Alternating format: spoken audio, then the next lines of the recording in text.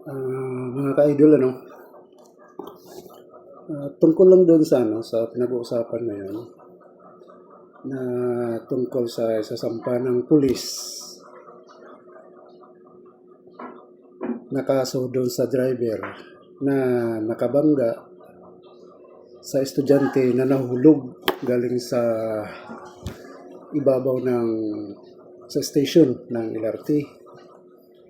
Ito ay realidad lang. Sa akin kasi hindi naman ako eksperto, hindi naman ako abogado. Para sa akin, ang pulis dumadaan lang sa proseso. Tamang proseso. Tama yun. Ang pulis na dapat isasampa niya ang kaso bilang reckless imprudence resulting to homicide, kung ano man ang tawag doon. Kasi may namatay yung estudyante, kaya dapat isasampa yung kaso. Ngayon, hindi naman kasi ang pulis ang magdidesisyon dyan. Uhusgahan niya yung driver, hindi siya. Ang uhusga, ang magproseso ng isasampa na kaso, isasampa niya iyon sa prosecutor. Kung saan man, kung ano mang yun, nakasakop doon, Manila. Isasampa niya yun sa prosecutor. Ngayon, pag nakitaan ng prosecutor ng probable cause na tinatawag, probable cause, itutuloy yun, itataas ng prosecutor doon sa korte. Sa korte doon sa City Hall. Kaya mararapat lang na iproseso yun. Ang judge ang huling magdidesisyon noon.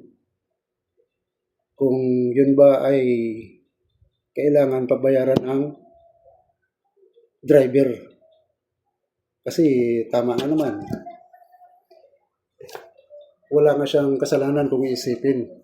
Pero ang pulis, nagtatrabaho lang. Kasi pag hindi niya gagawin yun, hindi niya isasampa yun, siya ang babalikan. Pwede siyang balikan ng namatayan. Trabaho lang yun sa kanya. Hindi niya pwede na hindi isampa yun.